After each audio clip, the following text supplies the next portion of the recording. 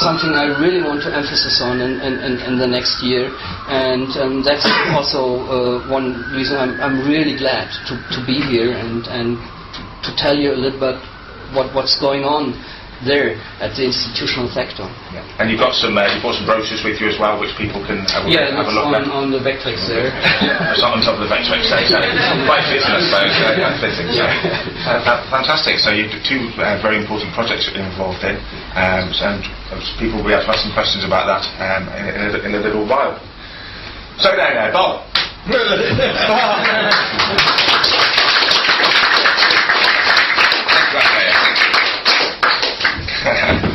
So, how did you get to become an artist? I mean, were you always doodling when you were younger then? I mean, did you do it at college? I mean, where did it all start? Yeah, I was doodling. Yeah? Yeah. I just like drawing. Yeah. Went to a little art school and got a job for a couple of years in an art studio, and then went freelance, and that was it really. I just wanted to draw. Yeah. So couldn't do anything else. So when did you start? You worked at Marvel? Or worked for Marvel? Did some work for Marvel? I did for a short while, yeah. In the 70s. Mm-hmm. I can't remember what happened. I screwed it up somewhere. But Was the 70s? It was the 70s, exactly. I screwed a lot of things up in the 70s, actually. But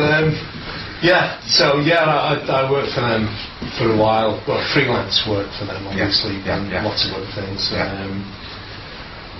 And just kind of bounced around, really, doing whatever came along. I think those were the kind of days we were in, really, where opportunities just arrived and kept changing. Unlike today.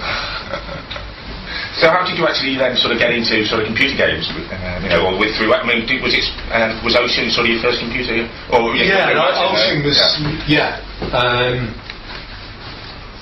It was purely through somebody I knew who was kind of a burnt out hippie who he knew Dave Ward,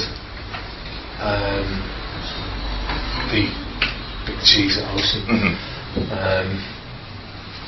And he basically just introduced me to him.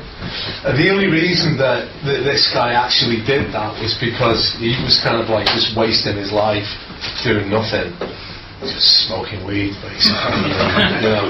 And I suggested to him at the time that I just had like a studio at home. I had like a really big flat, and I suggested that he shared, just to try and get him to actually do some work, because he was a good artist. He had a lot of talent, and instead of just farting around, he actually got down to doing something. That we shared a studio, and it was going nowhere. He'd just sit there and draw pictures of pieces of hash. Look at that bit of stick out there. And eventually, he somehow I don't know how really. He just told me about this guy Dave Ward, and he'd spoken to him, and we met up with him in a pub, and I had a chat to him. I showed him a few of my bits and pieces, and so did this guy Blair, and he asked us to do a job. We did it, which was funny in itself, really, because Blair just kind of went off on one and started drawing lots of things that didn't have anything to do with the game. Just like, draw a spaceship. What's that? That's not what we're supposed to be doing. It's a frog. You need to draw a frog. And this went on, but anyway, we got something done for him. Then we did another one, and Blair was doing less and less. He threw a wheelbarrow in one thing, and because it just wasn't in. It's just gone away. And that was it. That's how it started, really, with Ocean. And like yeah, they just really liked what I was doing, and we carried on from there. So I mean, how was the brief, the creative brief, sort of given to you then when they wanted you to do something? The creative brief was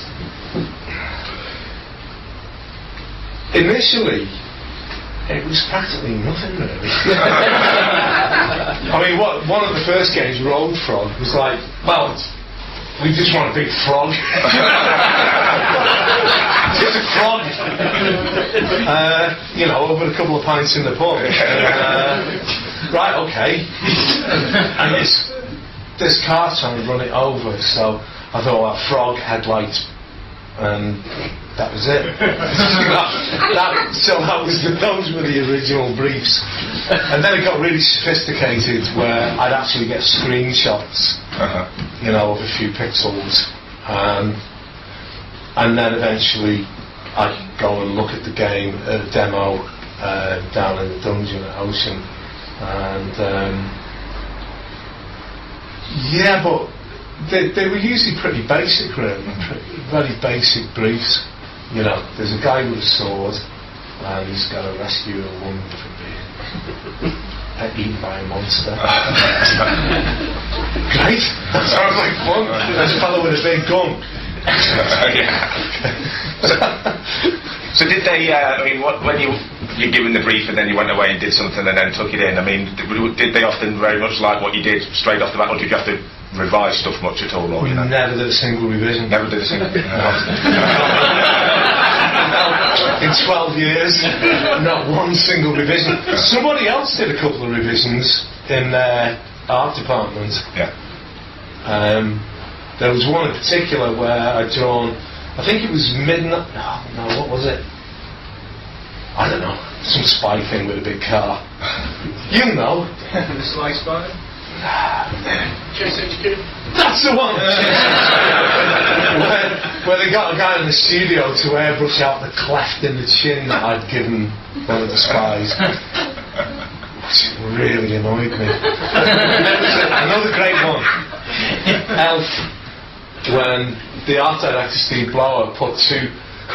When they used to, in those days before like modern scanning, when they just used to do flatbed scans, it was like a huge camera they shot the artwork on, and I did this artwork, and it was some weird elf and stuff, and Steve Blow decided it'd be really good to put two plastic butterflies on the artwork when he shot it, so those kind of revisions were done by them, not me.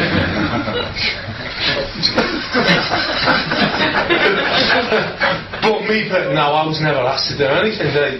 Everything I took in, they just went, yeah, that's great, Bob. Let's go have a pint.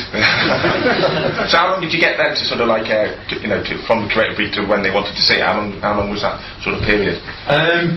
The early days, it was usually a couple of days. Quite often with the really early stuff, 2 or 3 days, and then it got longer as they got more organised and focused in on deadlines and print and all the rest of it. So it started off a few days and it ended up a few weeks. Because they were obviously planning ahead as it became bigger and bigger, and the artwork got more sophisticated as well. Yeah. As the games themselves got more sophisticated. So how long were you working for Ocean then? Sort of from up to 1995? 83 I started, and I think it all went pear-shaped about maybe 95 was the last thing I did. So that was like 12 to 13 years.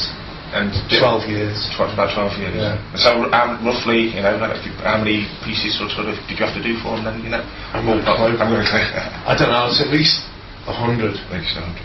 Yeah. Possibly more, but I can't be bothered counting them really. And I've forgotten most of the jobs. I mean, I see things and people tell me I did it and I can't remember.